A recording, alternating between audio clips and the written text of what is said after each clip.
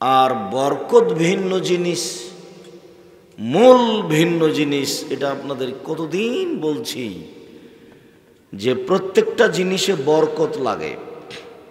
বাড়িতে একটা টেবিল তৈরি করেছেন, সেটা তো বরকত লাগবে। আল্লাহ রসুল বলছেন, আল্লাহ তুমি আমাদের দেশে, আমাদের ওজনে, আমাদের পরিমাপে, আমাদের জিনিসপাতিতে বরকত দিয়ে দাও। তো আমার বাড়ির টেবিলটাতে বরকত কি?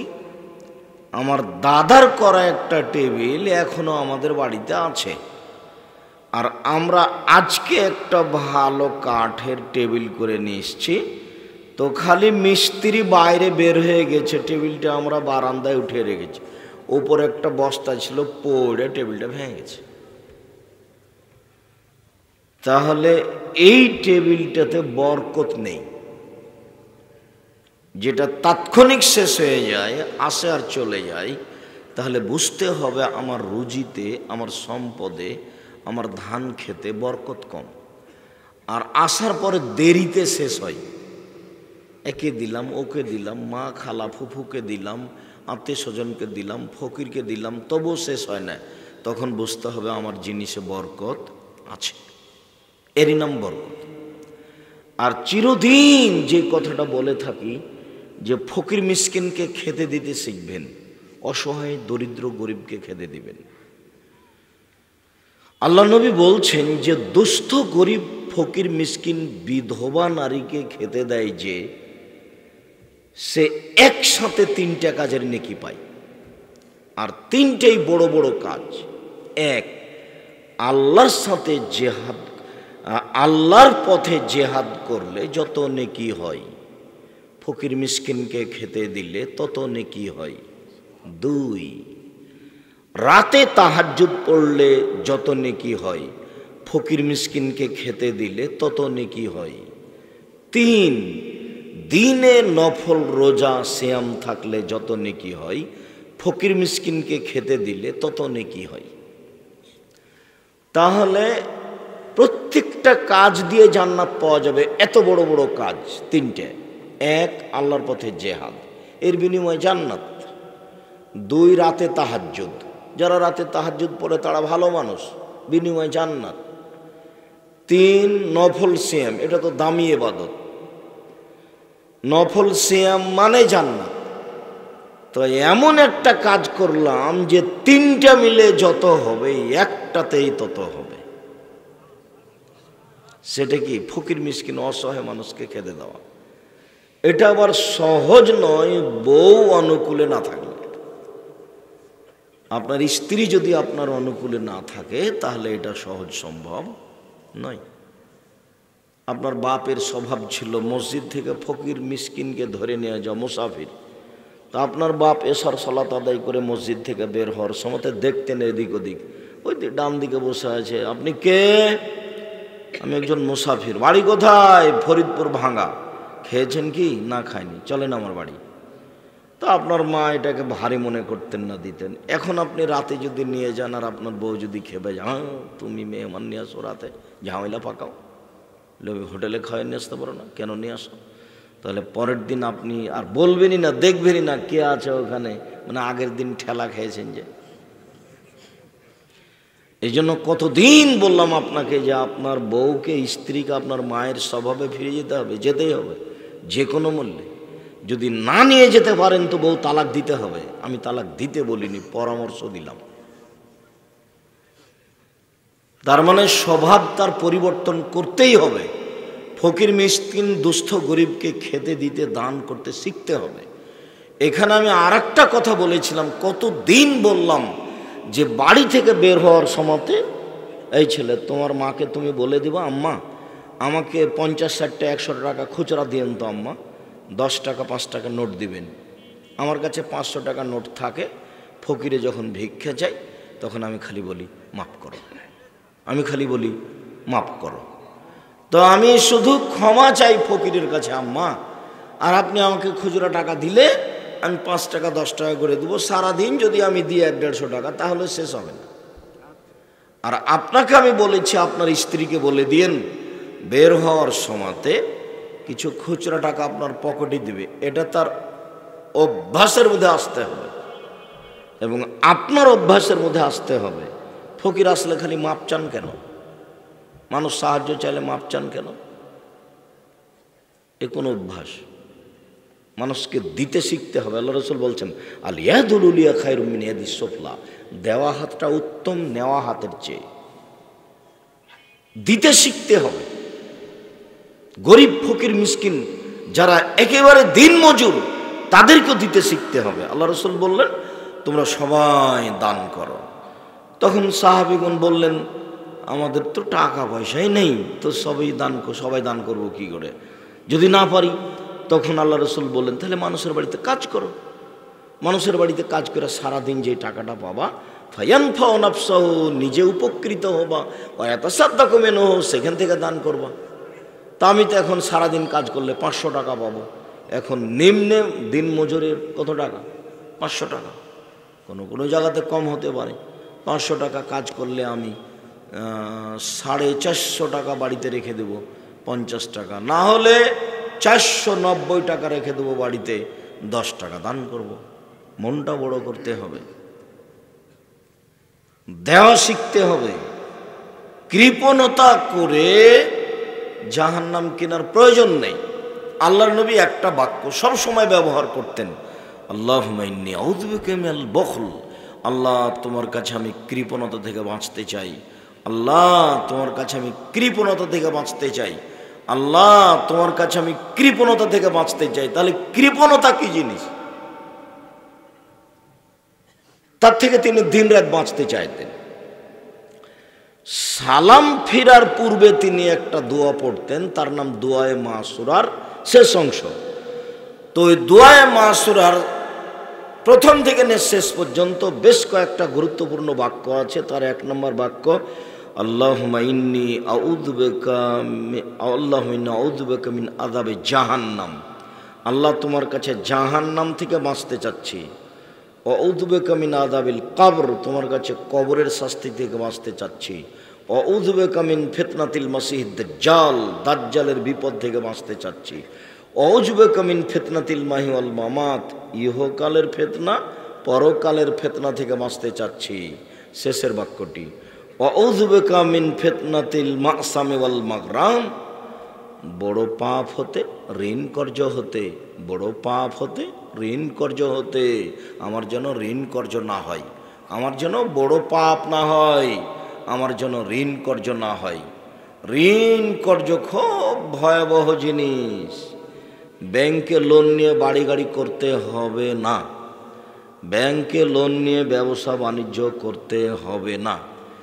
আমি দীর্ঘ 30 বছর থেকে যে পরামর্শ দিয়ে আসছি, সেই পরামর্শে ব্যবসা করতে হবে। সেটা হলো চকলেট দিয়ে শুরু করতে হবে, তারপরে কলা, তারপরে কাপড়, তারপরে জিনিসপত্রে আপনার দেশ বিদেশ কোটি টাকা হোক। 25 থেকে 30 বছর লাগবে বড় ব্যবসায়ী হতে। আর সব সময় মনে রাখতে হবে, বড় ব্যবসায়ী হওয়া, বড় ব্যবসায়ী না হলে জাতির আপনি কিছুই উপকার করতে পারবেন না। রাসূল সাল্লাল্লাহু আলাইহি সাল্লাম ব্যবসার প্রশংসা করেছেন আর জমি চাষের নিন্দা করেছেন। জমি চাষ জায়েজ, তবে তিনি বলেছেন জমি চাষ করলে মন সংকীর্ণ হয়ে যায়। আর তোমরা ব্যবসা করো, আমি ব্যবসার প্রশংসা করে দিলাম কি, আত-তাজিরা সাদিকাল আমিন, এখনো ইয়াউমুল কিয়ামা মাল আম্বিয়া ওয়া শুহাদা সিদ্দিকিন, সত্যবাদী বিশ্বস্ত ব্যবসায়ী ওরা বিচার মাঠে নবীগণের সাথে থাকবেন। আবার বললেন, আত-তিজারাত মাল কিযব ওয়াল হালাফ, ব্যবসা হয় অনেক সময় মিথ্যা কথা চলে আসে, অনেক সময় কসম চলে আসে, একথা আল্লাহ রাসূল নিজে বলছেন। অতএব ফসুবহু বিসাদকা, মাঝে মধ্যে দান খায়রাত করে ওটাকে কেটে দাও। ভুল ত্রুটি যেটা কসম চলে এসেছে, আল্লাহর কসম ভাই এটা আমার এই দামে কিনা আছে, অত খেয়াল করেনি বলে ফেলেছে, তো এইটুকুর জন্য দান খায়রাত করো। তারপরে আবার বলছেন যে শোনো, যারা পার্টনারে ব্যবসা করে তাদের সাথে তৃতীয় জন আল্লাহ থাকেন। আপনার 1 লক্ষ, আমার 1 লক্ষ, আমরা 2 জন ব্যবসা করছি, তো আল্লাহ এবার টাকা ছাড়াই আমাদের সাথে আছে। উনি 1 লক্ষ দেননি, তো বলছে যে আমারই তো 2 লক্ষই, তোমাকে দিয়েছি, তাই তো 2 লক্ষ।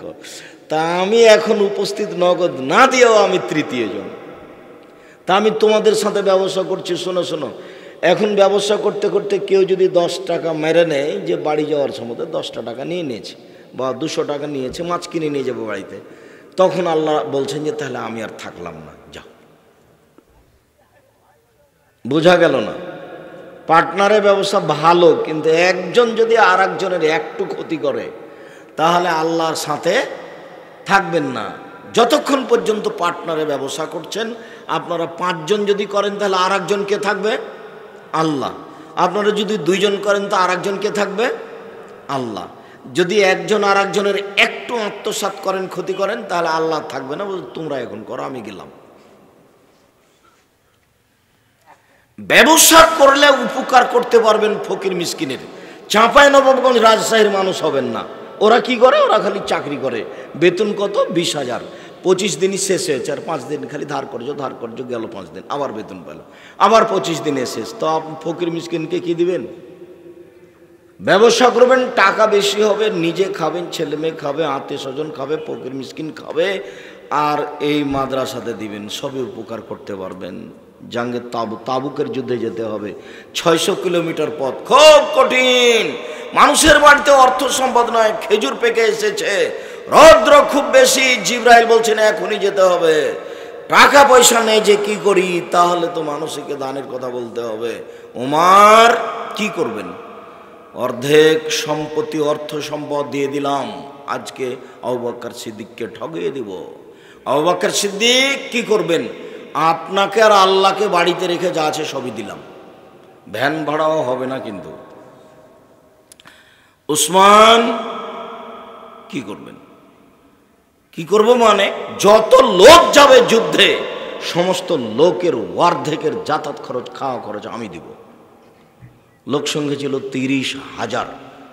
15,000 লোককে তিনি 15,000 ওঁট দিবেন, আর 3 মাসের খাওয়া খরচ দিবেন।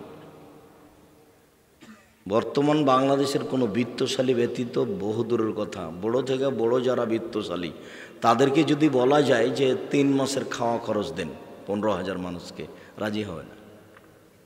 15,000 মানুষ এখানে আছে। উসমান বলছেন অর্ধেক আমি মানুষের যাতায়াত খাওয়া খরচ আমি নিলাম। কেন তিনি নিচ্ছেন? তিনি ব্যবসায়ী, তার কাছে টাকা আছে।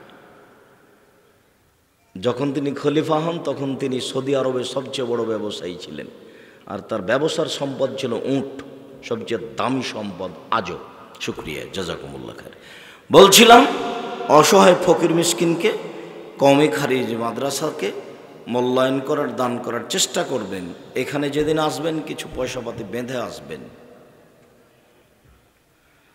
নফল সিয়াম, ইবাদতের জগতে সবচেয়ে দামি ইবাদত সিয়াম, যদিও ইবাদতের জগতে সবচেয়ে ব্যতিক্রম ভিন্ন ধরনের ইবাদত হলো সলাত, নামাজ। কেন?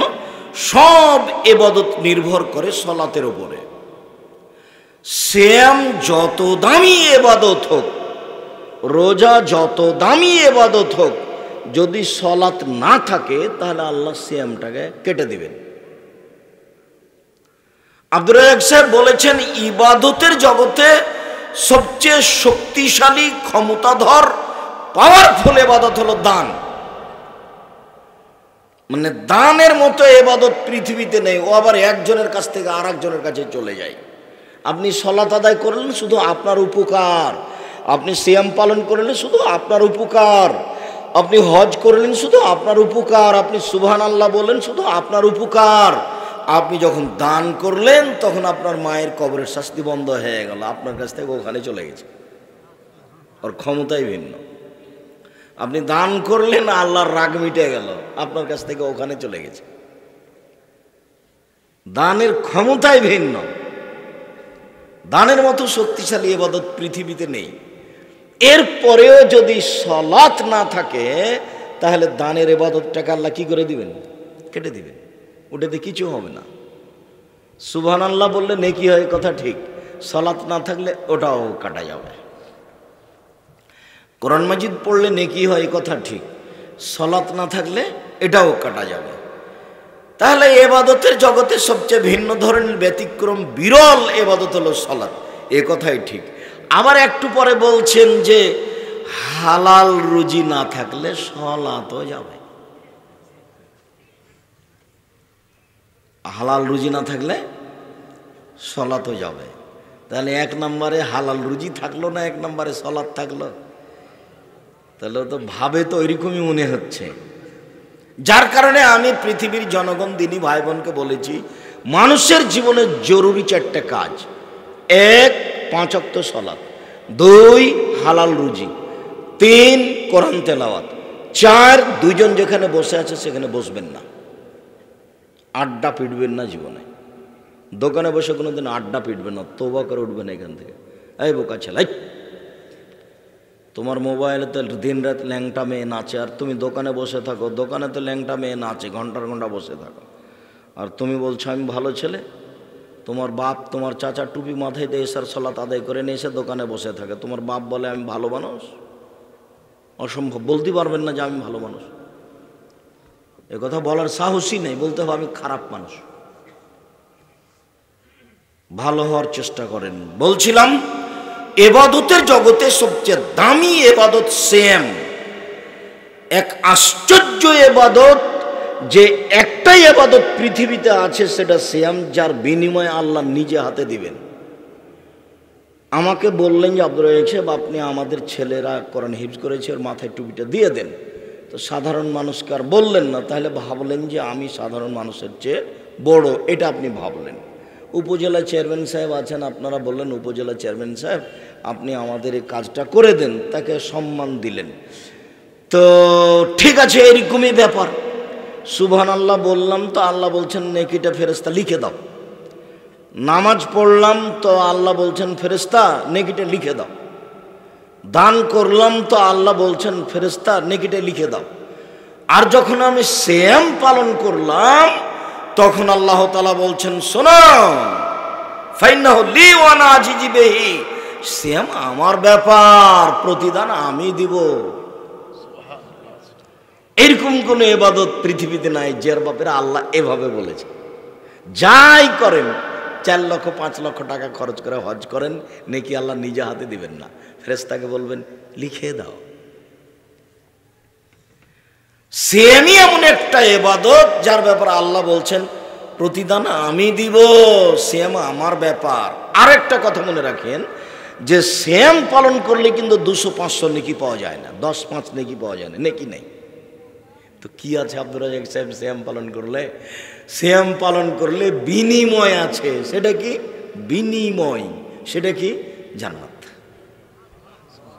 উনি আমাকে দিবেন, কি দিবেন? উনি বলছেন হাদিসে কুদসি, আদাত্তু লিবাদিয়াস সলিহিনা, পৃথিবীর মানুষ, ভালো পুরুষ নারী শুনে রাখো, আমি ভালো পুরুষ নারীর জন্য এত উন্নত মানের থাকা খাওয়ার ব্যবস্থা জান্নাত প্রস্তুত করে রেখেছি, মা সামিয়াত ওজনুন, যেটা কান কোনোদিন শোনেনি। থাকা খাওয়ার ব্যবস্থা এত উন্নত মানের হতে পারে, এটা কান কোনোদিন শোনেনি। অমারাত আইনুন, থাকা খাওয়ার ব্যবস্থা জান্নাত এত উন্নত মানের হতে পারে, এটা চোখ কোনোদিন দেখেনি। অমা খাতারাবে কালবে বাশার, থাকা খাওয়ার জায়গা জান্নাত এত উন্নত মানের হতে পারে, এটা মানুষের অন্তর কোনোদিন ভাবতেও পারেনি। জান্নাত কি জিনিস এটা মানুষের অন্তর ভাবতে পারবে না, তার নাম জান্নাত। যদি কেউ রোজা সিয়াম থাকে, তাহলে আমি তাকে এইটা দিয়ে দিব, বিনিময়ে আমি দিব। সিয়াম আমার ব্যাপার, বিনিময়ে আমি দিব। তো উনি কি 10 নেকি লিখে দিবেন, 700 লিখে দিবেন? না, 10 নেকি নিজে হাতে লিখেন না আল্লাহ, 700 নেকি নিজে হাতে লিখেন না। বিনিময়ে আমি দিব, মানে আমি যেটা প্রস্তুত করে রেখেছি মানুষের জন্য, সেটা দিয়ে দেব।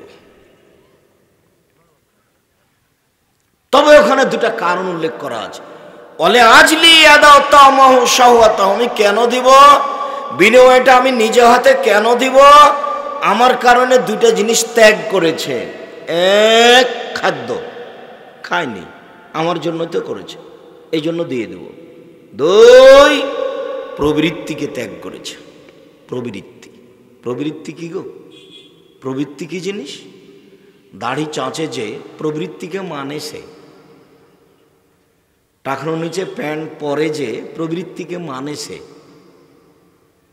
দোকানে বসে আড্ডা পিটে যে ল্যাংটা মেয়ে দেখে যে প্রবৃত্তিকে মানে সে, প্রবৃত্তিকে মানে যে জাহান্নামে যাবে সে, সুদ ঘুষ খায় যে প্রবৃত্তিকে মানে সে, প্রবৃত্তিকে মানে যে জাহান্নামে যাবে সে, দাঙ্গাবাজি করে যে, জোর করে জুলুমবাজি করে মানুষের জমি দখল করে যে, মানুষকে জেল হাজতে দেয় যে প্রবৃত্তি মানে সে, প্রবৃত্তি মানে যে জাহান্নামে যাবে সে। রাসূল সাল্লাল্লাহু আলাইহি ওয়াসাল্লাম বলছেন হজবাতিন নার বিশাহওয়াত, জাহান্নাম ঘেরা আছে প্রবৃত্তি দিয়ে, মনের আশা আকাঙ্ক্ষা দিয়ে। ও হজবত জান্নাত বিমাকারে, নিয়ম নীতি কষ্ট ক্লেশ ত্যাগ তিতিক্ষা সব কিছু দিয়ে জান্নাত ঘেরা আছে। জান্নাত পাওয়া খুব টাফ ব্যাপার, জাহান্নাম পাওয়া সহজ। মিথ্যা কথা বলে পাওয়া যাবে, দাড়ি চেঁচা ফেলে জাহান্নাম পাওয়া যাবে, টাকনোর নিচে প্যান্ট পরেন জাহান্নাম পাওয়া যাবে, সুদ ঘুষ খান জাহান্নাম পাওয়া যাবে, দোকানে বসে আড্ডা পিটেন জাহান্নাম পাওয়া যাবে, মানুষের বিরুদ্ধে লড়ে যান জাহান্নাম পাওয়া যাবে, দিনরাত মানুষের বদনাম করেন গীবত করেন, একেবারে স্বভাব এতই খারাপ যে দিনরাত মানুষের বদনাম না করলে হ্যাঁ করে না হাসলে তার দিন কাটে না। একবার এখানে একবার ওখানে, অথচ আমি দিন রাত নিষেধ করে আসলাম যে দোকানেই বসবেন না, দুইজন যেখানে আছে সেখানে বসবেন না। দোকানে জিনিস কিনতে গেছেন, ভাই দোকানদার সাহেব লবণ আছে? জি 1 কেজি লবণ দেন, 250 মরিচ দেন, বাস কিনা হয়ে গেছে, 1 মিনিট দাঁড়াবেন না ওখানে। স্বভাব পরিবর্তন করেন, স্বভাব। আমরা তো কোনোদিনই হাটে বাজারে যাই না, দোকানেও বসিনি কোনোদিন।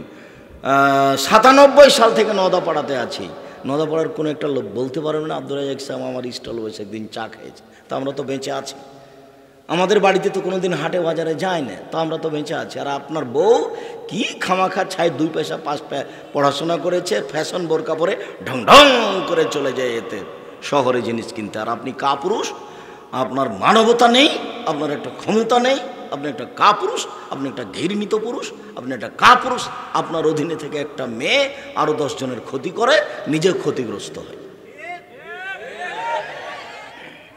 এইসব বেঁচে থাকার কোনো অর্থ আছে? কতদিন বললাম বউ থাকবে এইভাবে, চোখ যেভাবে ঘুরে বউ সেভাবে চলে তার নাম ক্ষমতা, চোখ যেভাবে ঘুরে বউ সেভাবে চলে তার নাম ক্ষমতা। আপনার অধীনে ওই মহিলাকে আল্লাহ দিয়ে দিয়েছেন, অথচ বেঢঙ্গা হয়ে গেছে, আপনার কারণে হয়েছে। আপনার স্বভাব খারাপ, এই জন্য এরকম। প্রবৃত্তির অনুসরণ করলে জাহান্নাম হবে, এ কথা আমি বলিনি, এ কথা আল্লাহর নবী বলছে, এ কথা আল্লাহ বলছেন। আমার কারণেই তো 2টা জিনিস ছেড়ে দিয়েছে, 1 খাদ্য খায়নি, 2 মন মতো চলেনি, এই জন্য আমি ওকে বিনিময় জান্নাত দিয়ে দেব। না,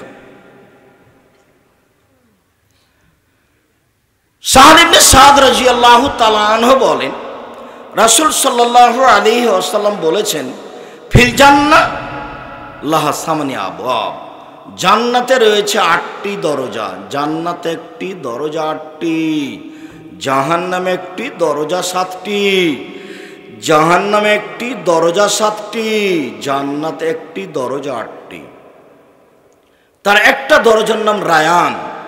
রায়ান মানে পানি পান করে তৃপ্তি লাভ করা। আল্লাহ রাসূল বলছেন যা দাখিল আখিরু মুগলিকা, সিয়াম পালনকারী শেষ ব্যক্তি যখন এই দরজাতে ঢোকে যাবে তখন এটা বন্ধ করা হবে। 1 মিনিট। সম্মানিত দিনী ভাই বোন, আপনারা যে যেখানে আছেন অবশ্য কথা বলবেন না, এক খেলে চেয়ে থাকবেন, পাখি যেন মনে করে আপনি পাথর। আপনি অপেক্ষা করেন কিছুক্ষণ, আপনার আমি কিছু না কিছু উপকার করবই করব ইনশাআল্লাহ। আল্লাহে আল্লাহর কসম, আল্লাহে আল্লাহর কসম, 90 সাল থেকে বগুড়ার মাটিতে আসছি, 90 সাল থেকে নিয়ে এখন পর্যন্ত আমি কোনোদিন অপ্রয়োজনীয় কোনো বাক্য বলিনি। 90 সাল থেকে নিয়ে এখন পর্যন্ত আমি কোনোদিন কেসা কাহিনী বলিনি। 90 সাল থেকে নিয়ে এখন পর্যন্ত আমি কোনোদিন সরকার বিরোধী বক্তব্য দিইনি। পুরো বক্তব্য তল্লাশি চালিয়ে একটা বাক্য আপনি পাবেন না। 90 সাল থেকে নিয়ে এখন পর্যন্ত আমি কোনোদিন মাঝহাব কোনো ব্যক্তিকে সামনে রেখে কথা বলিনি। আমি বলেছি শতকরা 95 জন বক্তা মিথ্যুক, তবে আমি বলিনি ইনি মিথ্যুক, এ কথা আমি বলিনি। আমার জীবনে কারো পিছনে পড়া আমার প্রয়োজন হয় না। মানুষ আমার পিছনে পড়তে পারে সেটা ভিন্ন কথা, পড়ে তা দেখা যায়।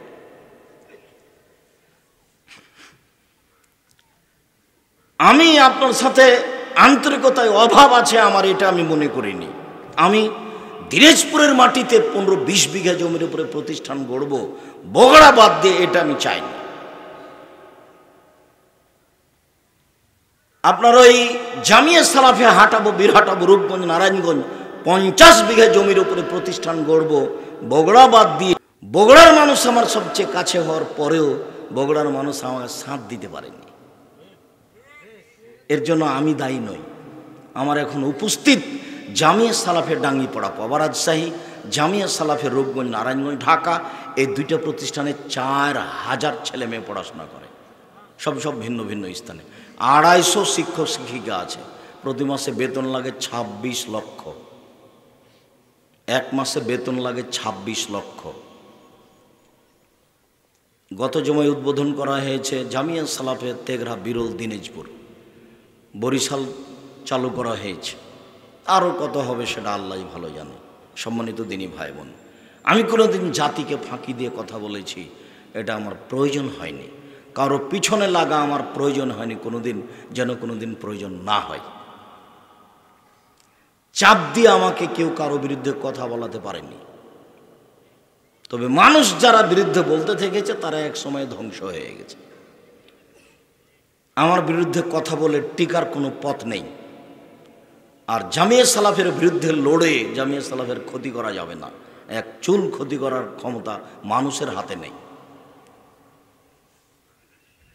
আল্লাহর কসম, আল্লাহর কসম, 90 সাল থেকে এখন পর্যন্ত আমি কোনোদিন মানুষের কাছে পথ খরচ পাতেও চাইনি। 15-20 বছর থেকে আজিজ ভাইনেরা আমার সাথে চলছে। বহুদিন থেকে এই মাঠে আমি খুতবা দিয়ে আসছি, জুমায়, ঈদের, তারপরে তো এমনি আসি। কোনোদিন যদি বুঝতে পারেন টাকা দেওয়ার সময় তো মুখটা একটু বিবর্ণ দেখেছি, টাকা কম মনে করে, এটা একটু হালকা দুর্বল মুখটা দেখেছি, এটা প্রমাণ হয়ে গেলে জাতির সামনে আমি কথাই বলবো না। 90 সাল থেকে এখন পর্যন্ত আমি মানুষকে আমার পরিচয় দিইনি। মানুষ আমাকে জোর করে জানতে চেয়েছে যে আপনার পড়াশোনা কি, একটু লিখতে দেন না, বলেন নাকি। তখন আমি বলেছি আমার নাম আব্দুর রাজ্জাক আর আমার বাপের নাম ইউসুফ, বাপ বেটা মিলে আব্দুর রাজ্জাক বিন ইউসুফ। এর চেয়ে আমি বেশি বলিনি। আমি কোনোদিন কারো বক্তব্য শুনে ওইভাবে বক্তব্য দেওয়া প্রয়োজন মনে করিনি। কোন মানুষ আমার আদর্শ হিসেবে নেই, শুধুমাত্র একমাত্র মুহাম্মদ সাল্লাল্লাহু আলাইহি সাল্লাম। আমি তার কথা যেভাবে বলার ঢং সেভাবে আমি বলার চেষ্টা করি।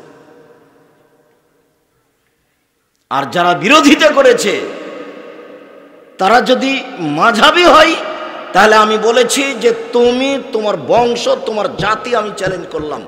আমার একদিনের বক্তব্য যদি তোমার কোনো হুজুর দিয়ে থাকে অতীতে 200-100 বছরের মধ্যে, তাহলে আমি বক্তব্য দেব না। শুধু তাকে বলিনি, তুমি, তোমার বংশ আর তোমার জাতি। 100 হাদিস মুখস্থ করা লাগবে বলতে হলে, হাজার হাদিস মুখস্থ করতে হবে বলতে হলে, কেসা কাহিনী নয়। সম্মানিত দিনী ভাই বোন, আপনার আমি কিছু না কিছু উপকার করব ইনশাআল্লাহ। আপনি একটু অপেক্ষা করুন অল্প সময়। আমিও এত দেরিতে আসতে চাইনি। আমিও আসতে চেয়েছিলাম 10টা থেকে 10:30টার মধ্যে, কিন্তু একটা না একটা সমস্যা থেকেই যায়। আপনারা দূর দূরান্ত থেকে এসেছেন, বিভিন্ন জেলা থেকে এসেছেন, আমি শুনলাম। আপনাদেরকে এত রাত ধরে কষ্ট দেবে এটা আমি চাইনি। এরপরেও যেহেতু আপনারাও এসেছেন, আমিও এসেছি, তাহলে এখন কোনো কাজকে প্রাধান্য না দিয়ে, গল্পকে প্রাধান্য না দিয়ে, কোনো প্রয়োজন না দেখিয়ে একবারে ভদ্রতা বজায় রেখে আমাকে দেখতে পান আর না পান, এক পায়ে দাঁড়িয়ে বসে খেয়াল করেন কয়েক মিনিট, জরুরি কথা।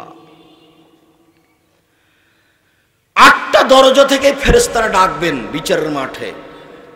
হজ করার জন্য একটা দরজা আছে হজকারীদের জন্য। তো যারা ওই ফেরেশতারা বলবেন আসেন আসেন, যারা হজ করেছেন এই দরজা দিয়ে আসেন।